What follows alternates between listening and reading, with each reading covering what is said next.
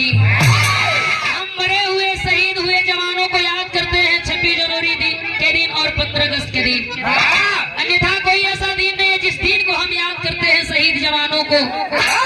रात दिन अपने अपने काम में दुनिया मस्त बा व्यस्त बा के याद करत बा।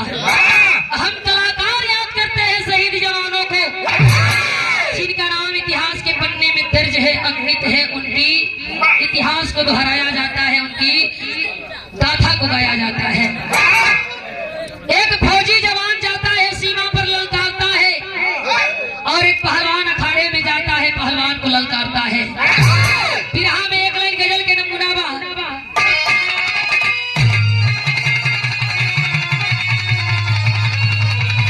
कहा गया अरे कहाँ पे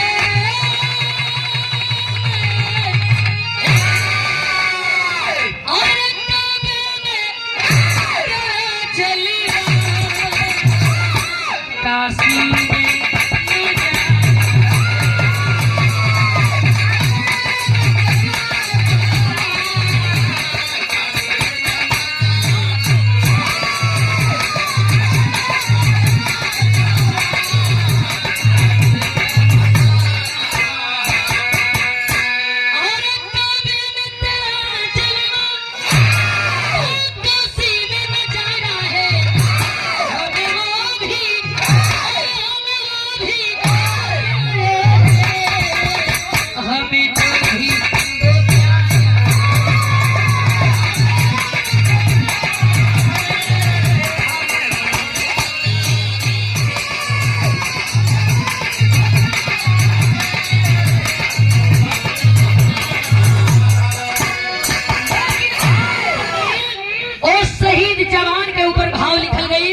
शहीद पहलवान के ऊपर भाव लिखल गई। कहाँ कभी भाव लिखल? अरे उसे उस जवानी को जवानी तो नहीं बा यहाँ जेवा सबकर जवानी बा, लेकिन ये जवानी के का मतलब बा? वो जवानी के बड़ी मतलब भाव लिखल गई। हाँ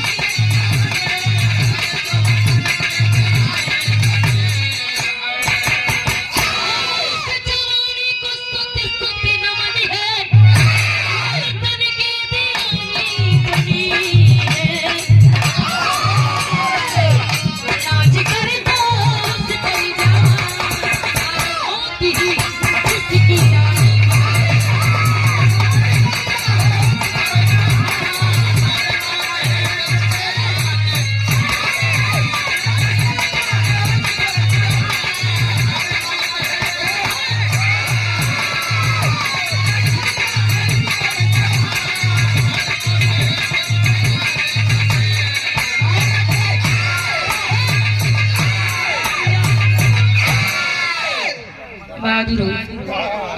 अब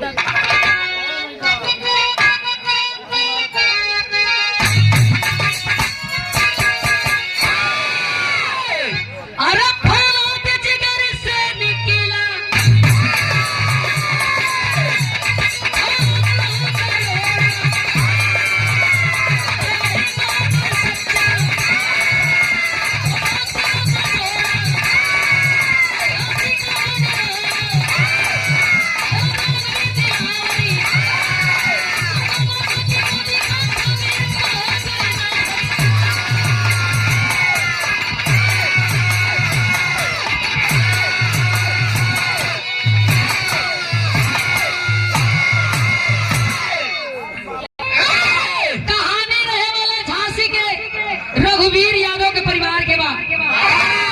रघुवीर यादव कोनो नाम ऐसा तैसन नाम ना रहल, बल्कि रघुवीर यादव एक लड़ाका लड़का बा, नौजवान लड़का बा, जवानी का एकदम रंग चढ़ल। धीरे धीरे धीरे धीरे देश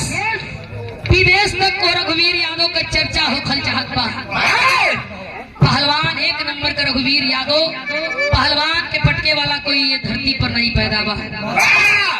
थॉमस नाम का अंग्रेज चढ़ाई कैला आकर के हिंदुस्तान के ओ राजधानी में ललकारे लगल। कौन है माई का लाल जो हमें पछाड़े गया खाड़े में? कौन है माई का लाल जो हमारे साथ हाथ मिलाएगा? बात बर्दाश्त मर्दे के नहीं होगी। अगर मर्द हो तो बात बर्दाश्त नहीं, बकिया छोड़ा। रघुवीर यादव बात के बर्दाश्त नहीं करे, ललकारे जाए खड़वा में गा के पछाड़े। थॉमस नाम का अंग्रेज बूचर पहलवान के लेके आई चेतावनी और धमकी देते हुए बापू से जे के गाधी गाधी एक बात कहत बा, एक अर्जी लगावत बा, चिट्ठी लिख के घरवा भेजले बा, गीत लगल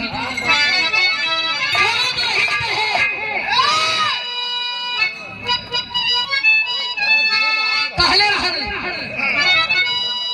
आरा मुंगरी से मारी मारी भल दहिया देला तूर, अरे भल दहिया देला तूरी जहिया मारेला, अरे जहिया मारेला तो मछरी खियावेला जरूर।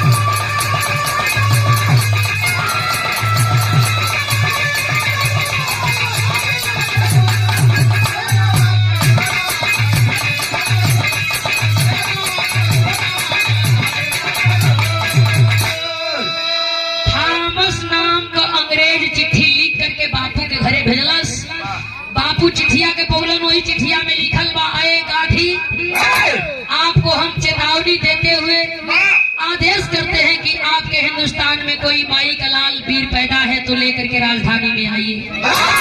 हमारे पहलवान गुजर के साथ आपका पहलवान लड़ेगा, अगर आपका पहलवान जीत जाता है तो आपका जय विजय, नहीं तो आपका पहलवान सारे आप गोली मार दिया जाएगा। बापू चिट्ठिया के पढ़ करके बड़ा घबरा गई, दुई मीडिया वालन के घरे बुला करके सारी बात मीडिया वालन से बापू बतौलन। मीडिया वाले बात को पाए अखबार में छाप दिलन। सुबह का बेला जो अखबार खोले है बाबू, अखबारवा में पढ़त बा,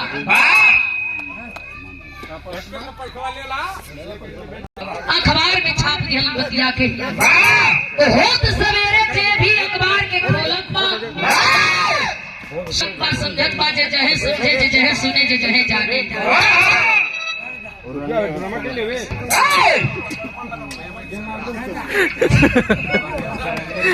बात के अखबार में छपलन, जे जहे पावे अखबार खोले पढ़े। सबे मन बनावल की चलल जी राजधानी में, देखल कि कौन पहलवान जीतत बा। बतिया धीरे धीरे धीरे धीरे रघुवीर यादव के यहाँ पहुंच गई। और जब बात रघुवीर यादव के यहाँ पहुंचल बा, रघुवीर यादव अपने माई बुढ़िया के आगे खड़ा भइलन। हाँ, अपने माई से को बात कहे, बिहार गई पीरस वाली गीत बा।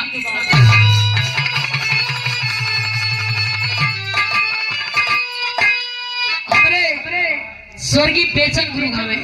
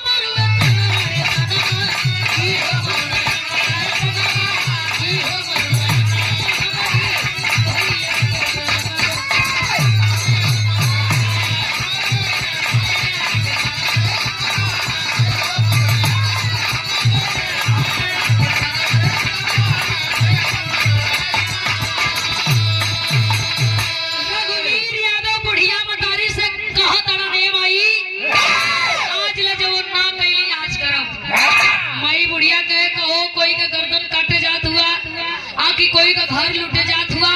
रघुवीर यादव कहे ना माई हम जोन करे जात ही पूरी दुनिया जानी और तू हूँ जनबो का करे।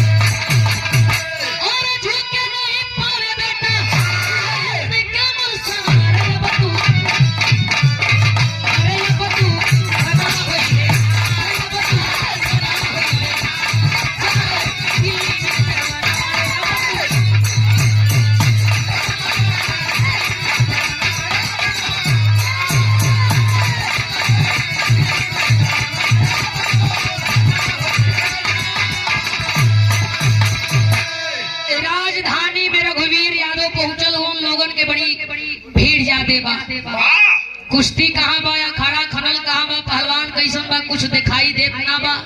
देखल जरूरी नहीं है लड़ल जरूरी है। वही भीड़ में घुस गए लोगन के हटावत गए अखाड़ा करीब खड़ा हुआ। अखाड़वा में एक पहलवान देख करके मने मने सोचत हुआ कि आखिर दूसर का पहलवान है कहाँ। पूचर नाम का पहलवान ललकारने लगा अखाड़े में कोई है बाई कलाल जो हाथ मिलाएगा पछाड़ेगा। मुझे लगता है भारत देश में कौन माई ऐसा वीर पैदा नहीं खे कैले। पतिया बर्दाश्त ना भई रघुवीर यादव गइलन निगोटा कस के अखाड़े में हाथ मिलौलन है। पूचर पहलवान से हाथ मिलाते हुए रघुवीर यादव डांटने लगे आवे कुत्ते कमीने गीदड़ के औलाद। हिंदुस्तान देश महान देश है जौना देश में बुद्धि से काम जुगाड़ से लोग ज्यादा काम करेला। रघुवीर यादव पूचर पहलवान से हाथ मिला करके पूचर पहलवान को समझाते हुए एक बात कहे कि हाँ भावा अरे आजादी बस भारत को चाहिए। अरे आजादी बस भारत को चाहिए। फूल रही है सूल पे रोटी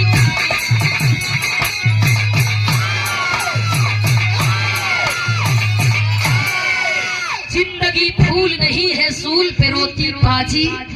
आजादी बस भारत को चाहिए। कहावत कहलन दुकार रहेला त लहंगो सो भेला।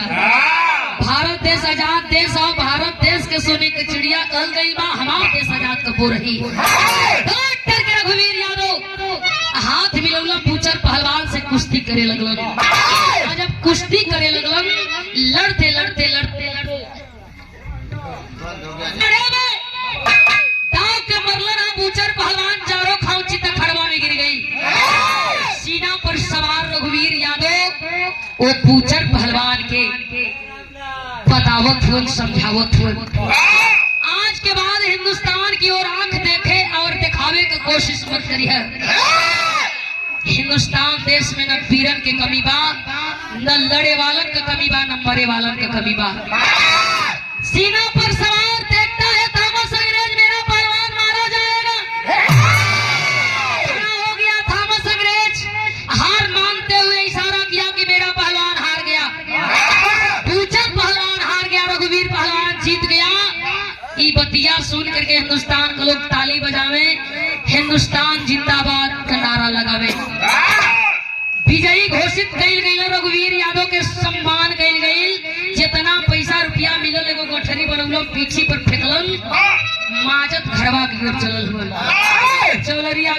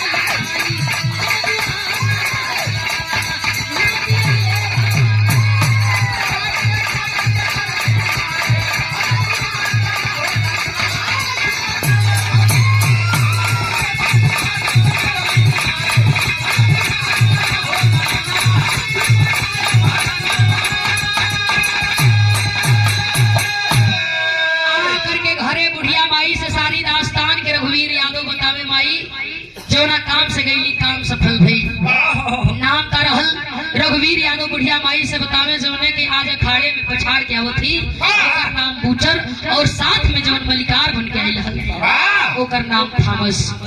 थॉमस नाम सुन करके माई बुढ़िया के शरीर कांपत बा, आंख में आंसू। बुढ़िया माई एक बात कहे बेटा से, पहपड़ के लायक भाव दिल गया।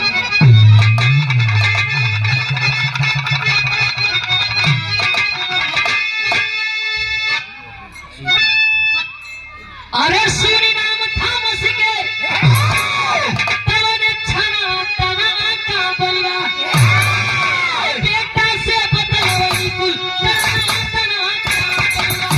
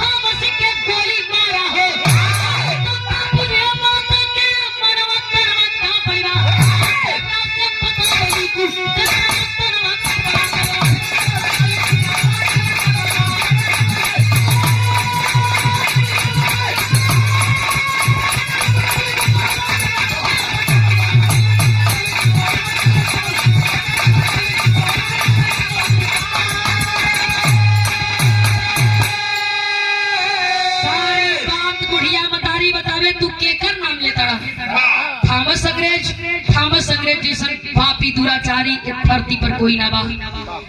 मरबे कैला पछड़बे कैला तो कहल जाले कि या तो जान मारा नहीं तो शान मारा। थॉमस अंग्रेज का हमें जान चाहिए। पूछत बा का रीजन बा काहे? बुढ़िया मतारी सारी बात बतावे बेटा। आज ले जवन बात हम तो से छिपौली, आज बतावे कबू दिन आ गई, समय आ गई। बापू का मुंह ना देखला, रीजन थॉमस अंग्रेज बा। हमार मांग सुनी बा, मांग में सिंदूर नइखे, एकर कारण थॉमस अंग्रेज बा। तोहर बाबू गइलन देश का सम्मान बचावे बदे, वो थॉमस अंग्रेज जीत के हार में बदल करके तोहरे बाबू के सारे आम लोगन के सामने घसीट के गोली से मार दिलस। बड़ा दोहाई, बड़ा भीख मंगली, लेकिन एक खबर ना सुनलस। आज वो दिन समय आ गई बेटा। ए बाबू रघुवीर यादव बुढ़िया मतारी का जब बात सुनलन हा, शरीर तापत बा, आंख में आंसू, बाबू के चेहरा नहीं देखली। रीजन थॉमस अंग्रेज। माई का मांग सुनी बा, कारण थॉमस अंग्रेज। थॉमस अंग्रेज जिंदा बा, बाबू की आत्मा के शांति ना मिली। चलल हुआ थॉमस अंग्रेज के मारे बदे। कैसे?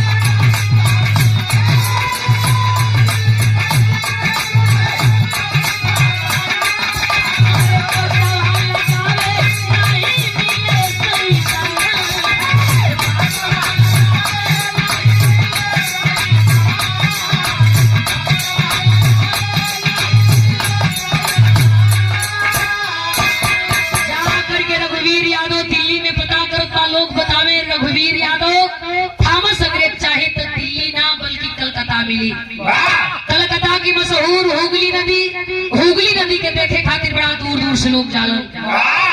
हुगली नदी और हुगली पुल के मजा लोग लेलन, एंजॉय लोग करेलन। वही बगल में एक हवेली में थामस अंग्रेज अपने दोस्तन के साथ एंजॉय करत रहल। वो खम्भा से खम्भा लड़ावत रहल। रघुवीर यादव अपने बुढ़िया माई के लेके पहुंचल हवेली में, और जब हवेली में गई दुवरिया पर बूचर पहलवान मिलल। रघुवीर यादव के देख करके जाए चाहत साहब से बताई कि रघुवीर यादव पुनः आई बा। पकड़ लिया, तमाचा खींच के मारता है किरल बूचर पहलवान। प्रमाण मिलता है, बगल से हथियार को निकाला। 22 अंग्रेजों के मारते हुए रघुवीर यादव थामस अंग्रेज के पास गई, जहाँ ही बैठल बा कुर्सी पर चेस लड़ावत था। देख करके रघुवीर यादव के खड़ा भई कुर्सी छोड़ के कैसे आना होगा। कहे महाराज सभी इनाम दिया, लेकिन इनाम तुम्हारा बैंक इनाम मिला, या तो दे दा नहीं कम से लेला। चाल चाँद बा या क्या बेहुदापन है, या क्या बदतमीजी है। मरला तमाचा खींच के वही मल फटाफट गनगनाई के गिर गईलन। सीना पर लात लगौलस, पीछे दोनों बाही चढ़ौला। बुढ़िया मतारी कहे बस बस रहे दे, तोर वाली हो गई, हमार वाली बाकी है। बुढ़िया मतारी सम्मान मतारी का इशारा केलन, जवन मन कर तोरियो मन का सपना जो की पुरा जा। बगल से बुढ़िया माई कटारी निकलस, थामस अंग्रेज के सीना में कटारी भोंकते हुए सीना को फाड़ने लगी। चिल्ला रहा है वो थामस अंग्रेज, चीखत में थामस अंग्रेज। हमारे साथ यह जुर्म हो रहा है, अत्याचार हो रहा है। कहे वही दिन गया कराबाद, यही दिन हमारे बेकसूर पति के मरला। दूसरे के बारे में सबके निकले गला, जब अपनी पपरला तो दादा मैं याद आवेला। वो थामस अंग्रेज को बुढ़िया मदारी मौत के घाट उतारती है। देखते देखते पूरा हवेली अंग्रेजन से घिरा गई। माई बुढ़िया अपने बेटा के भगावत बा, बेटा भाग, तोर जियल बड़ा जरूरी बा, देश का बड़ा सम्मान बचावे के होई। माई का इशारा समझ करके बेटा भागल चाहत बा, छत पर चढ़ के छलांग लगौला, लेकिन देखे फैल का